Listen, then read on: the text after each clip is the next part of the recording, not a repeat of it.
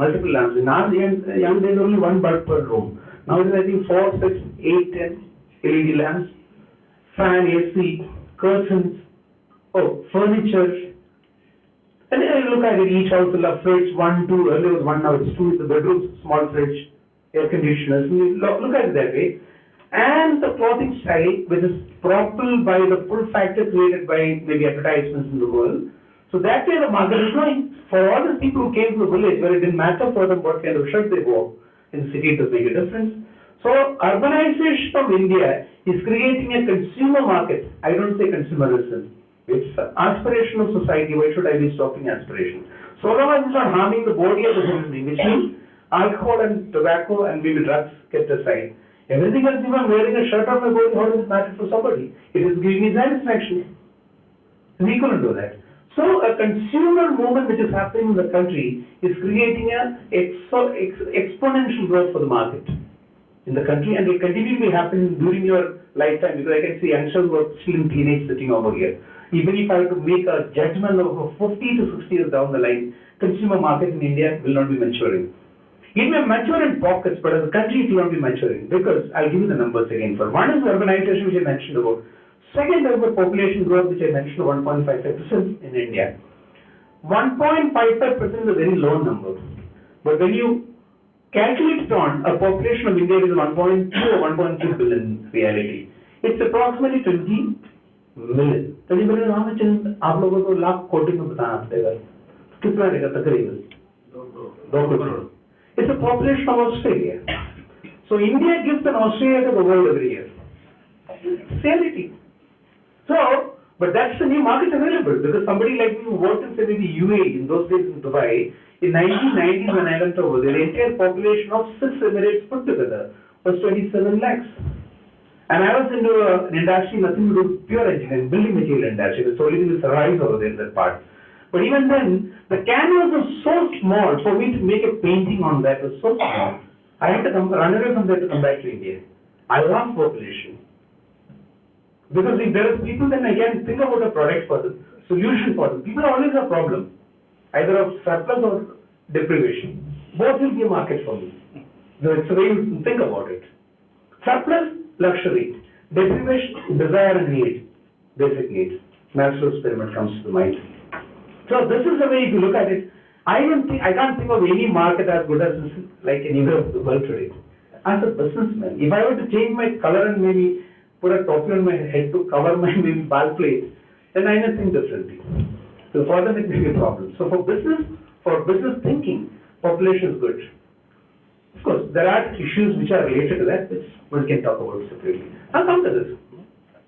For this society to be advancing ahead, if somebody were to become the Prime Minister of a country like India, if he were to be looked upon as parameters, which normally in the school, colleges get a marks or a grade, or maybe in jobs you get a gradation about your performance, ABCD or excellent or equivalent.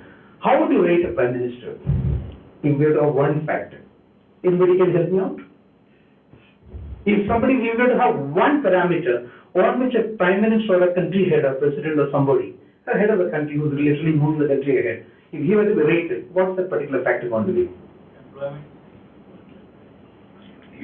When it be one factor, not the factor. Social satisfaction index. Almost, economic? Economic development. Economic development. GDP growth. Correct. So the number, it should be measurable, so GDP is the better. Okay. There is something called Human Development Index, which is recognized by the United Nations as a growth factor.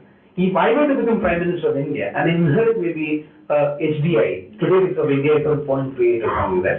One is the ultimate. Some countries have reached 0.9, 2.93, Canada equal to that. If I'm able to move it by an inch or so ahead, 0.38, if I can reach to 0.42, so nobody talks about it in voting in India, because they are not working towards that. They are working towards getting votes rather than in a different way. But fundamentally, if the Human Development Index is going to be pushing ahead, then you are doing the right job. Ideally speaking, the Prime Minister should be speaking to the Planning Commission or an ATI related to how does it work in terms of HDI improvement. For an HDI improvement for a country which is living in a modern age, not the hermitage. If I had to talk the same podium maybe 200 years back, I would talk the same language. But today, I want to talk that language only. That for HDI improvement, the first and most important thing is science. And I'm relating it to business, not for normal life, science. I'll tell you the reason for it. Science creates technology. Technology creates commerce. Commerce creates economy. Economy creates politics. It's a natural course of creation of wealth and distribution of wealth. And those who are opting to be into the business, in whichever fashion, whether it's a modern age startup or a brick and mortar industry, fundamentally what you're going to do is creation of wealth. You're only creating wealth. And there are other set of people who have taken up the job of distributing the wealth. That is politics all about. So from science to create technology, technology will create commerce as I mentioned about. Most of us are extremely good in converting technology into commerce. In companies like us, companies like theirs, some of the people sitting in front of. You have some technology availability, whether copied from somebody, bought from somebody, created through R&D by you, or you create, and you're converting that into commerce. That's the main job that we are in. Where we are failing currently is in science to technology. That's why modern society got created in the Western world, the developing world. That's something which India has got to do. And I was wanting to tell all of you that whosoever is at whichever is the stage of entrepreneurship that you are in, incubating in the schools, colleges, or in startup already in some particular fashion, or mature companies having a balance sheet where you're paying income tax already, you need to be understanding the fact that the survival in the future, you will say through innovation, but the innovation comes only from science. And innovation not rooted in science doesn't have a life. It's got an expiry date which is maybe like a tablet, 1 year, 2 years. It's probably process innovation. Process innovation can be copied by anybody. Scientific invention also can be copied, but there is an IPR system which is getting percolated in the developing world also. So you'll be able to contain it that way.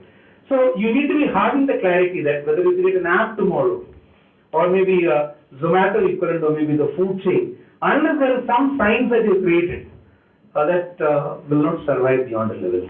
So it's something which I like to also make a point on that one.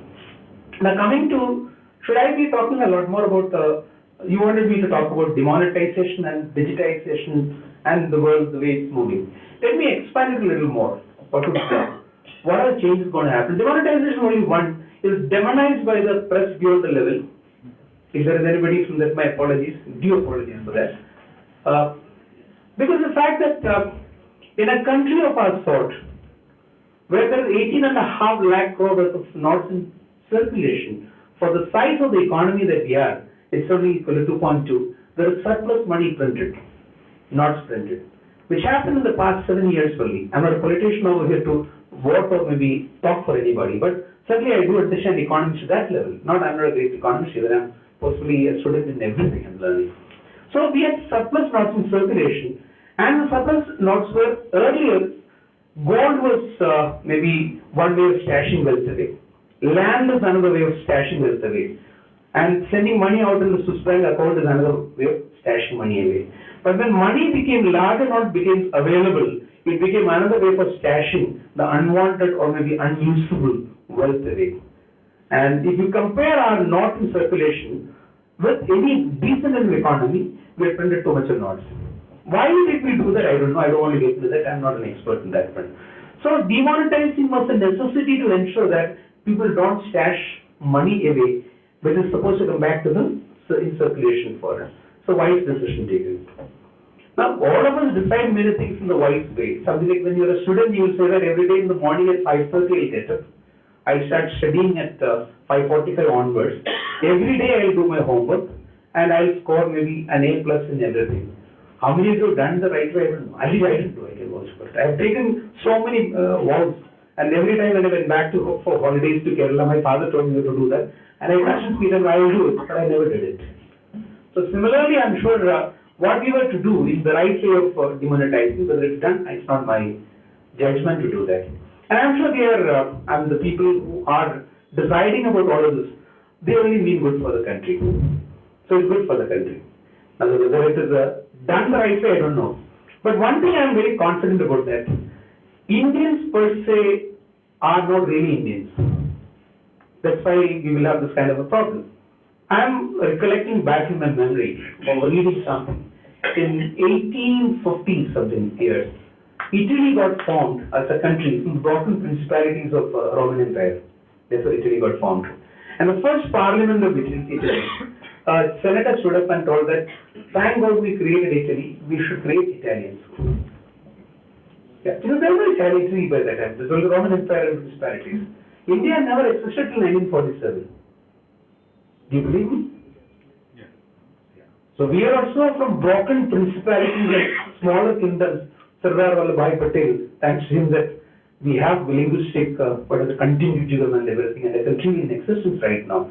Unfortunately, no Indian parliamentarian stood in 1947 or 51 after the first election, told that we created India, now we should create Indians. But if you ask anybody, who are you? Yeah, I'm a Punjabi, I'm a Bengali, I'm a Maharashtrian, I'm a Tamilian, I'm a Malayali. There are Hindus, there's a Christian, there's a Muslim, then there is a Parsi, Sikh, and everything is there. Then there is in that one, there is a Brahmin, there is a Kshatriya, there is a Shudra, Vaishya. You can also have a cut in the 21st century, engineers, MBAs, big associations of this happen. So India cut the country in multiple ways, smaller slices everywhere. But there are great Indians. If you are a nationalist and think about the future of the country and the betterment of the country, demonetization is nothing so great, shakes. You have to undergo pains for a better future. For harm, got into the wrong way. If you have not done anything wrong earlier in terms of overcoming the knots, there was no need for doing that.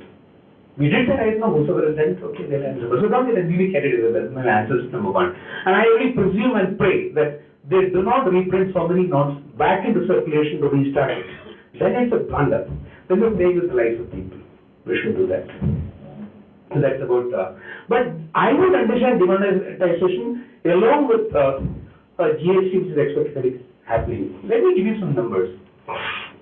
Is numbers too much when I talk about? No. Is it okay? Oh, thank you. Now there is something fundamentally all of us look forward to the government to give us freebies. My road needs to be built. When there is a death happening, even for the stupidity of somebody, then a compensation is going to be given. Nature takes your life. After birth, there is only one certain thing, that is death. So no government should be compensating anybody for the death. In any case, that guy is gone. Is maybe, if the belief of depending upon whichever religion or belief you have got, he is gone, his body is gone. If at all there is a spirit is somewhere else, that spirit will take money from you. So it is for other citizens who are alive around you, who are supposed to manage their own life. Politicians will reach there with the consolation and the big check will be handed over to them onwards. So that we have created a society. Instead of teaching somebody how to fish, we start giving fish to people. That's the facilities that we are extending to people in terms of rights at law courts. I'm also socialist in my thinking, but fundamentally there are some errors in the society related to that. What does it impact today? Government doesn't have money. The single largest borrower of your country is the government. Do you know about that? They borrow money from whom?